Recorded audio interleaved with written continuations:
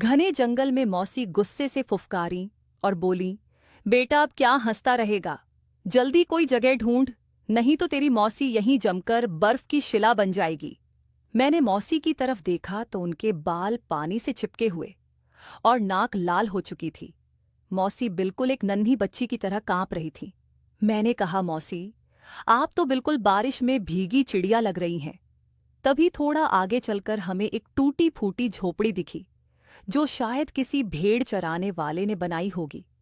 झोपड़ी इतनी छोटी थी कि उसमें सिर्फ एक ही आदमी बैठ सकता था। मैंने मजाक किया और मौसी से कहा, लगता है ये झोपड़ी किसी बौने ने बनाई थी। मौसी ने भी आंखें घुमाईं और कहा, तू उस बौने से भी ज्यादा टाइट जीन्स पहनता है, चल अब अंदर घुसते हैं। झोपड़ी में घुसकर पहले मैं बैठा, फिर मौसी मेरी गोद में आ गिरी।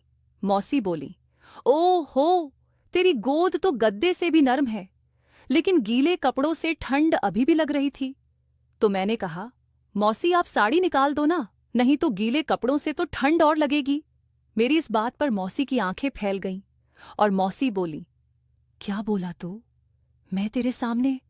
अरे रामू काका की पोती की शादी में तो मैंने सलवार से भी ज्यादा टाइट सूट पहना था, फिर भी शर्म से मर गई थी। मौसी हंस पड़ी। बेटा तू भी ना, लेकिन सच बताऊं, मुझे डर लग रहा है कि कहीं तू मेरी साड़ी चुराकर भाग ना जाए। फिर भी उन्होंने साड़ी निकालकर लकड़ी पर टांग दी और मेरी जैकेट पहन ली। तभी अचानक मौसी बोली, अरे ये जैकेट तो बिल्कुल मेरे पति वाली है, कहीं तू उनकी चीजें चुरा तो नहीं रहा? मैं चौंका और बोला, अरे मौसी ये तो मेरी अपनी है। मौसी मुस्कुराई और बोली, पता है बेटा, मजाक कर रही हूं। वैसे भी तेरे मौसा की जैकेट में तो उनकी बोतलें छुपी रहती हैं। नमस्ते दोस्तों, मेरा नाम सुजीत है। आज मैं आप सबको मेरे साथ घटी एक घटना के बारे में बताने जा रहा हूं। ये मेरी मौसी की कहानी है, जो मेरे और मेरी मौसी के बीच हुई थी। मेरी मौसी एक घरेलू महिला है। उनकी उम्र 44 साल की है। मेरी मौसी का नाम रंजना है। ये बात दिसंबर 2021 की है। उस वक्त ठंड का मौसम था। हम दोनों को उत्तर प्रदेश के मिर्जापुर जिले में जाना था। उधर मेरी बुआ रहती हैं। बुआ जी के घर में एक प्रोग्राम था। हमारे घर से उनके शहर की दूरी 150 किलोमीटर की थी। हम दोनों सुबह सुबह बाइक से निकल पड़े, क्योंकि हमें शाम तक वापस भी आना था। उधर केवल 2-3 घंटे का प्रोग्राम था, तो हम 12 बजे मिर्जापुर पहुंच गए। हमें पहुंचने में कुल 4 घंटे लगे। फिर बुआ के घर पहुंचकर मैंने और मौसी ने फ्रेश होकर प्रोग्राम अटेंड किया। हमारी उम्मीद से हमें थोड़ा समय ज्यादा लग गया था। शाम के 6 बजे चुके थे। मैंने मौसी को वापस चलने के लिए बोला। उन्होंने हामी भरी और बुआ से इजाजत लेने की कहने लगी। हम दोनों अब चलने को तैयार हो गए। सुबह मेरा ऑफिस था। मैंने सिर्फ एक दिन की छुट्टी ली थी। काम ज्यादा जरूरी होने के कारण मुझे हर हाल में वापस जाना था। उधर बुआ नहीं मान रही थी, क्योंकि मौसम में थोड़ा पानी बरसने के आसार नजर आ रहे थे। मैंने बुआ से कहा, अरे ठंडी में पानी कब से गिरने लगा, थोड़ा बहुत गिरेगा भी तो किसी पेड़ के नीचे रुक जाएंगे। इस तरह से हम दोनों मिर्जापुर से शाम को 6:45 बजे निकले। कुछ समय रिश्तेदारों से भी मिलने में लग गया था। अब जैसे ही हम दोनों लगभग 40 किलोमीटर निकल गए, तब मुझे याद आया कि मेरा पावर बैंक और मोबाइल चार्जर बुआ के घर में छूट गया है। मोबाइल की तरफ देखा तो उसकी बैटरी भी 20% ही बची थी। सर्दी में अंधेरा जल्दी हो जाता है, तो अंधेरा गहरा गया था, जिस वजह से बाइक की स्पीड कम रखनी पड़ी रही थी। इसी कारण से हम दोनों 8 बजे तक सिर्फ 40 किलोमीटर पहुंच पाए थे। उसके बाद लगभग 35 किलोमीटर तक सिर्फ पहाड़ी जंगल था। इधर मैं पहली बार गया था, तो मुझे रास्ते का अंदाजा भी कम था। मैं खुद भी मैप में रास्ता देखकर गाड़ी चला रहा था। मेरे मोबाइल की भी बैटरी कुछ देर बाद खत्म हो गई। अब सिर्फ मौसी के मोबाइल की बैटरी बची थी, तो मैंने उसमें मैप खोला और रास्ता देखकर चलने लगा। मौसी का मोबाइल पुराना होने के कारण कुछ देर बाद उसकी भी बैटरी खत्म हो गई। मैं भी बेवकूफ था, तो गलत रास्ते पर बाइक को दौड़ा दिया था। हम दोनों घर जाने की बजाय गलत रास्ते पर चल पड़े थे।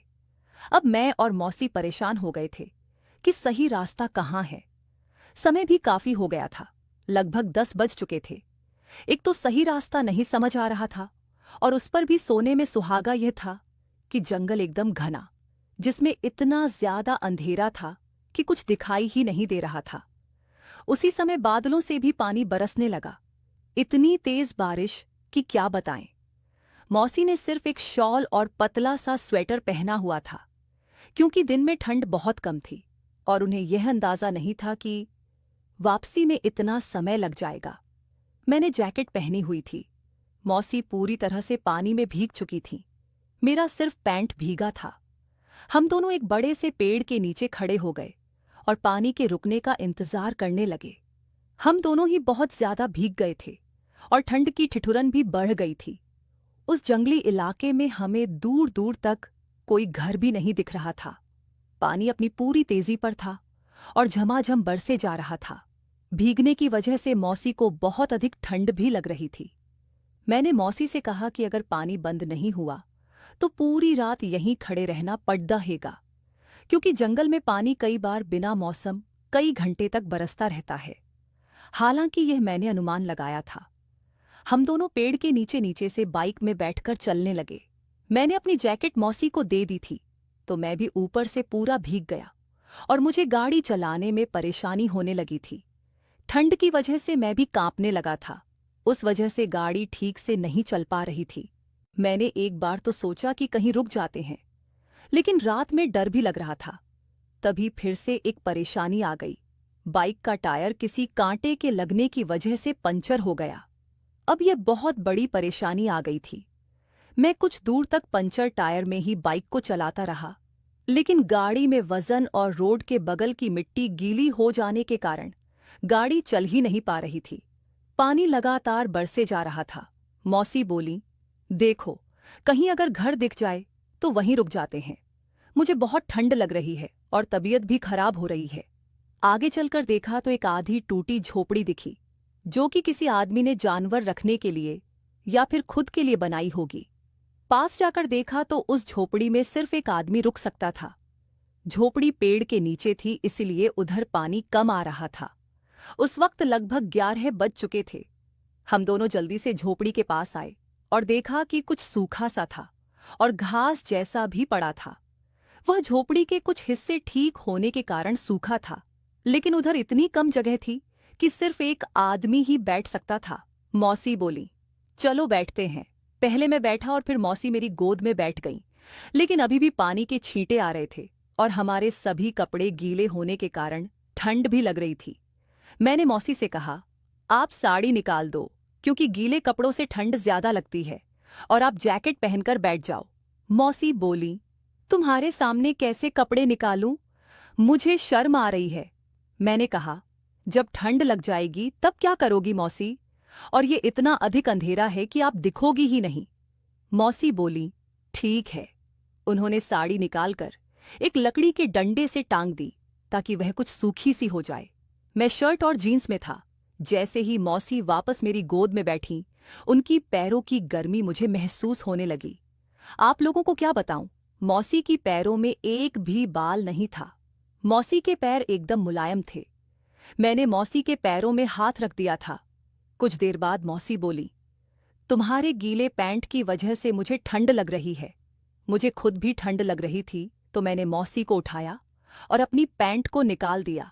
अब मौसी नीचे से सिर्फ पैंटी और ऊपर जैकेट में थीं। मैं अंडरवियर और गीली शर्ट में था। मौसी बोली, यह गीली शर्ट भी उतार दो, इससे तुम्हें कम ठंड लगेगी। मौसी जैकेट में थीं और मेरे ऊपर थीं, तो मैंने सोचा ये सही है। मैंने शर्ट को भी उतार दिया। हम दोनों बैठे बैठे पानी रुकने का इंतजार करने लगे। कुछ देर बाद मुझे ठंड ज्यादा लगने लगी। मैं कंपाने लगा। मौसी बोली, तुम जैकेट के अंदर आ जाओ। मेरी जैकेट थोड़ी बड़ी थी और वह कुछ खींचने वाली भी थी, तो मौसी ने जैकेट को उतार दिया और मुझे पहना दिया।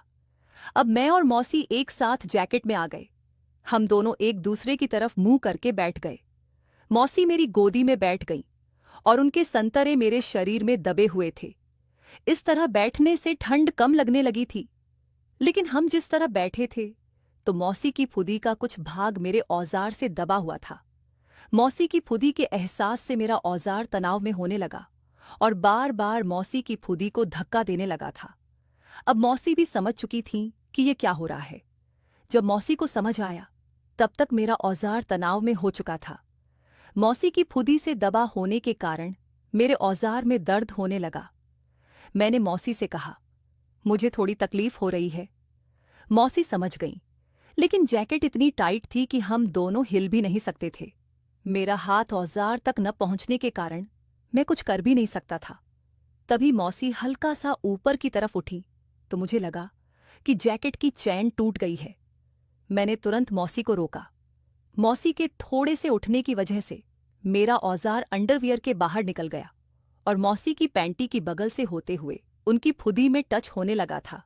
मेरे पिताजी भी 5 से 6 महीने में एक बार आते हैं और शायद मौसी को खुश न कर पाने की वजह से मौसी भी शांत नहीं हो पाती होंगी।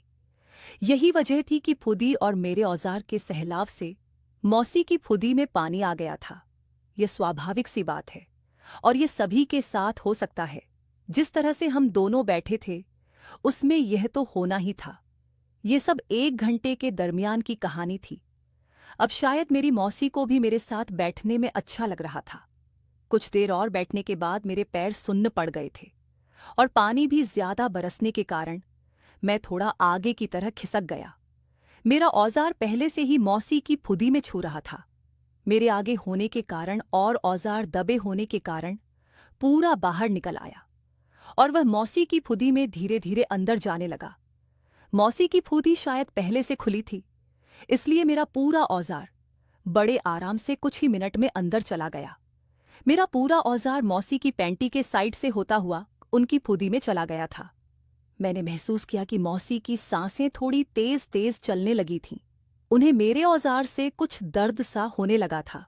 कुछ मिनट तक औजार के फुदी में अंदर रहने की वजह से मुझे गर्मी महसूस होने लगी थी। बाहर इतनी ज्यादा ठंड थी और ऊपर से जंगल में थे। तभी मौसी बोली, जब सब खुद से ही हो गया है तो अब शर्म छोड़ो। जैसे ही मौसी ने यह सब कहा, मैंने तुरंत जैकेट की चैन खोल दी और मौसी को जैकेट पहनाकर उन्हें जमीन में लिटा दिया। उधर जगह कम थी तो पैर बाहर निकल गए थे, लेकिन अब परिस्थितियां बदल चुकी थीं और पानी बरसने का कोई फर्क नहीं पड़ रहा था। इतनी ठंड होने के बाद भी अब हमें गर्मी का एहसास होने लगा था। मैंने अंधेरे में मौसी की पैंटी को उतार कर साइड में रख दिया और उनके ऊपर आ गया। ये मेरा पहला अनुभव था जो मेरी मौसी के साथ हो रहा था। इसकी वजह से मेरा शरीर थरथराने लगा और मैं मौसी के संतरों को चूमने लगा। मौसी भी मेरे साथ मस्त होने लगीं। जब मैं उनकी कमर के नीचे गया तो मैंने देखा कि मौसी की फुदी में ढेर सारे बाल थे, पर उनकी फुदी मुझे बहुत मस्त दिखाई दे रही थी। मैं नीचे होकर उनकी फुदी को चूमने लगा। मौसी की आवाज़ पानी की रिमझिम की आवाज़ में मिलकर मुझे बेहद मज़ा दिला रही थी। मौसी बोल भी रही थी, आ बेटा, मज़ा आ रहा है, और कर। मैं अपनी मौसी की फुदी को इस तरह चूम रहा था कि नीचे जमीन की मिट्टी भी मुंह में चली जा रही थी। थोड़ी देर बाद मैं उठा तो मैंने देखा कि मेरे औजार का तनाव थोड़ा सा कम हो गया था। तो मैंने मौसी से कहा, आप भी इसे मुंह में भरकर चूम लो। मौसी उठी और थोड़ा सोचकर मेरे औजार को मुंह में भरकर चूमने लगी। मुझे ऐसा लग रहा था कि मैं आज पहली बार किसी के साथ पिलाई कर रहा हूं।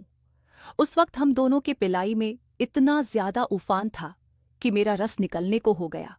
मैंने तुरंत मौसी के मुंह से औजार निकाला और रस बाहर गिर जाने दिया। मैं कुछ मिनट के लिए बैठ गया और मौसी की फुदी को सहलाता रहा।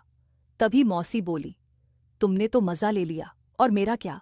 मैंने कहा, बस मौसी, थोड़ा और समय दो। यह सुनकर मौसी ने भी मेरे औजार को हाथ में भर लिया और मौसी औजार को दोबारा से चूमने लगी। कुछ ही मिनट में मेरा औजार फिर से तनाव में होने लगा। अब मैंने मौसी को लिटा दिया और उनके होंठों से अपने होंठों को लगाकर चूमने लगा। अब हमारे चारों तरफ गर्मी जैसा मौसम हो गया था। सर्दी नाम की चीज कहीं दिख ही नहीं रही थी। मुझे मौसी के ऊपर लेटने में बहुत ज्यादा मजा आ रहा था, जो मैं बता नहीं सकता। खैर, मौसी ने अपने हाथ से मेरे औजार को पकड़ा और उसे अपनी फुदी पर रखकर सहलाना चालू कर दिया। उनकी फुदी पहले से गीली थी और बाहर पानी बरस रहा था, तो औजार को जरा सा ही जोर देने से वह अंदर चला गया। इस बार मौसी के मुंह से आह की आवाज निकल गई। मैंने पूछा, दर्द हो रहा है? मौसी बोली, तुम अपना काम करो। मैंने जैसे ही थोड़ा जोर लगाकर धक्का दिया, मेरा औजार उनकी फुदी में अंदर तक चला गया। मुझे अभी तक सब सपने जैसा महसूस हो रहा था, लेकिन जब एहसास हुआ कि मैं मौसी के साथ पिलाई कर रहा हूं, तो एक अलग एहसास के साथ मैं भी जल्दी जल्दी अपने औजार को फुदी के अंदर बाहर करने लगा। कुछ 20 मिनट की पिलाई के बाद मैं मौसी की फुदी में ही हो गया। हम दोनों कुछ मिनट यूं ही लेटे रहे, फिर मैं उठकर बैठ गया। समय का अंदाजा लगाया कि कुछ 2 बज गया होगा। कुछ देर बाद मुझे वापस ठंड लगने लगी। हम दोनों ने फिर से एक बार पिलाई करी और कुछ देर बाद करके जैकेट के सहारे रात पूरी काट ली। सुबह सवेरे उठकर कपड़े पहनकर मैं आगे निकल गया। करीब घंटे भर पैदल चलने के बाद मैं एक चाय वाले की दुकान के पास पहुंचा और उधर ही एक साइकिल के पंचर बनाने वाले की दुकान भी थी। मैंने बड़ी मुश्किल से बाइक के टायर का पंचर बनवाया और वापस घर चल दिया।